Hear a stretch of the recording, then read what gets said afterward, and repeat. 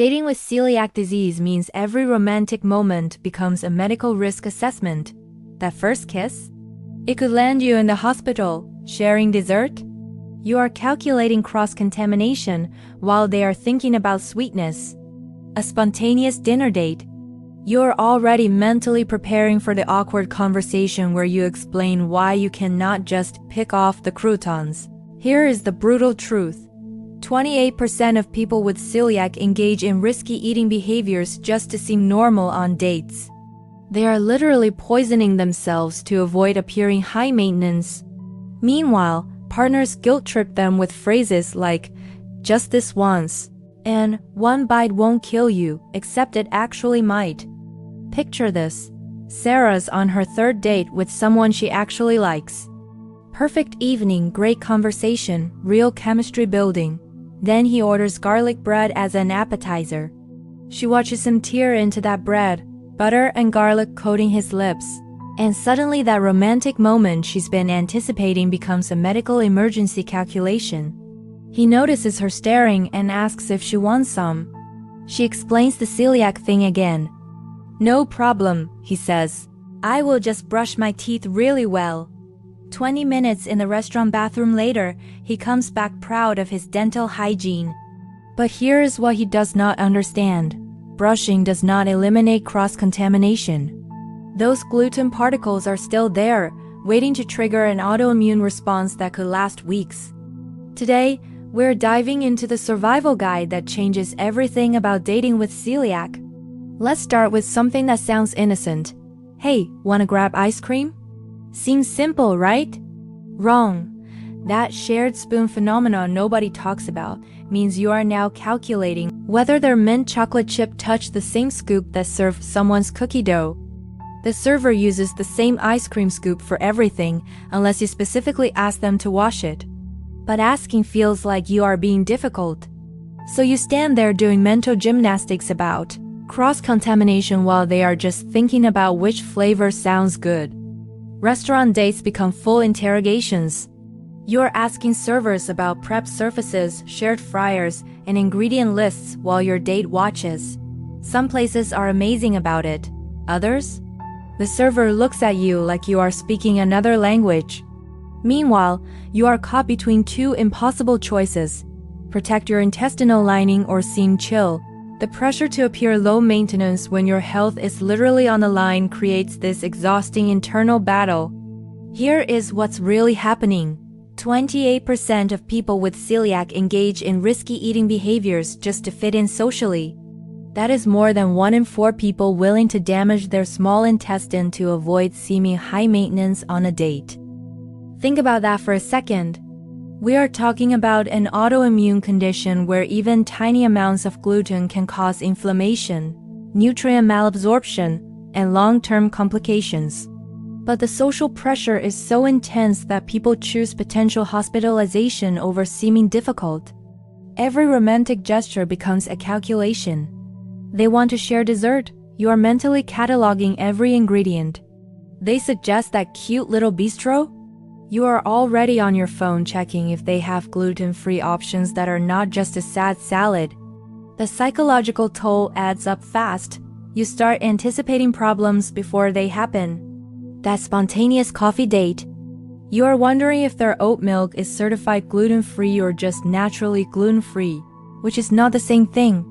And here is the part that really gets me. You begin to internalize this idea that your medical needs are inconvenient. You start apologizing for having celiac disease.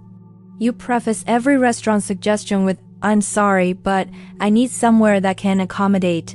But hey, sorry for what? For having an autoimmune condition you did not choose? The dating world is not built for people with medical needs. It is designed around spontaneity, shared experiences, and the assumption that everyone can eat everything. When you cannot participate in that normal way, you are constantly reminded that you are different. Your potential partners do not understand the stakes.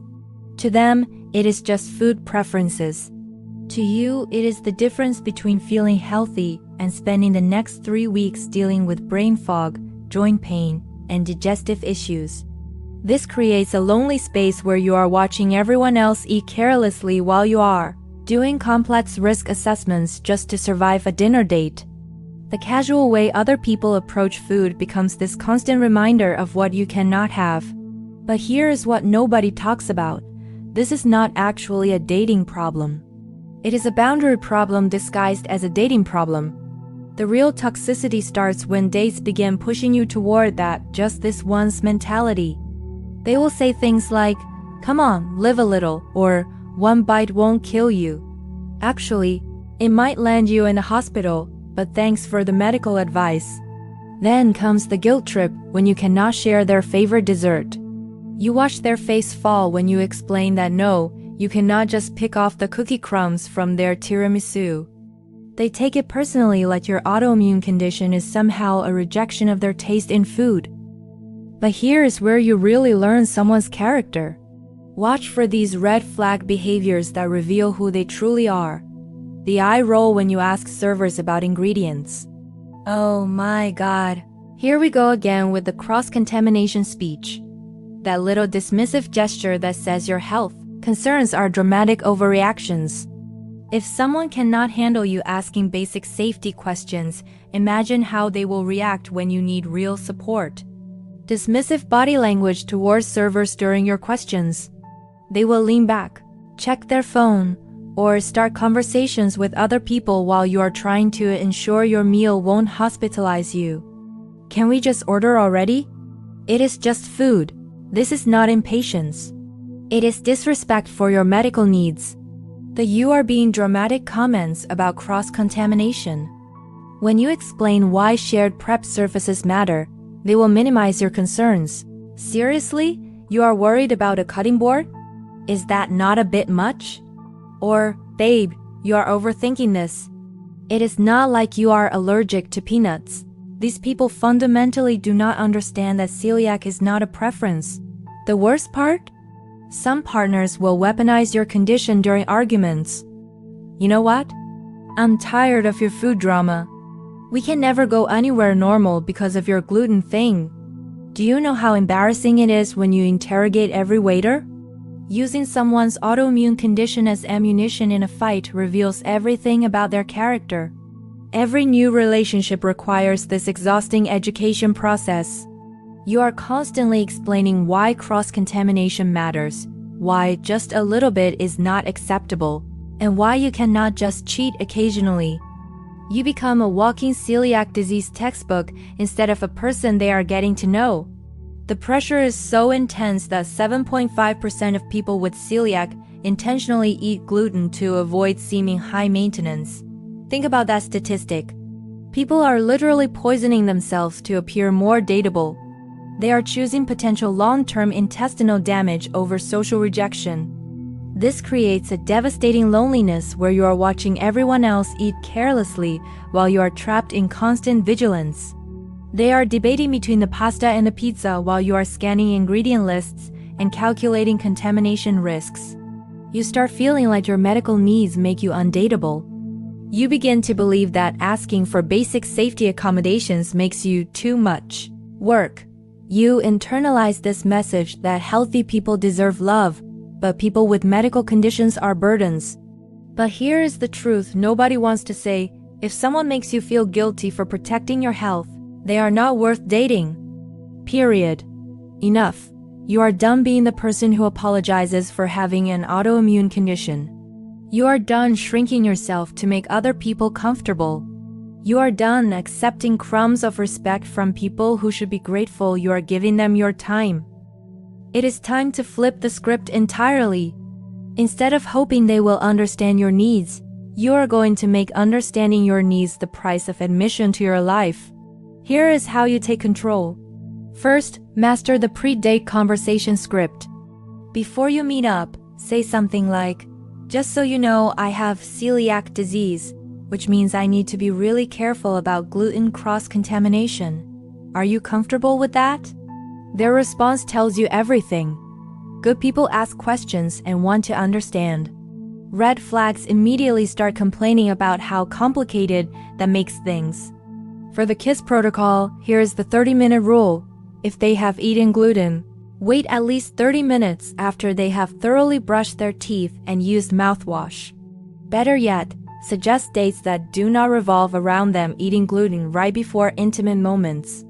Learn to spot partners who will actually respect your boundaries. They research restaurants before suggesting them. They ask servers questions without being prompted. They remember your dietary restrictions without you having to remind them constantly.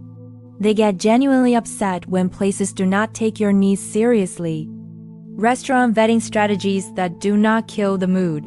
Suggest 3 places you have already researched instead of asking them to figure it out. This way you are being helpful, not demanding. Always call ahead and speak to a manager about cross-contamination protocols. Build a support network of people who understand the stakes. Connect with other people who have celiac or serious food allergies. They get why you cannot just wing it at restaurants. Having people who understand makes the dating world feel less isolating. Most importantly, stop apologizing for having medical needs. You would not apologize for wearing glasses or taking blood pressure medication.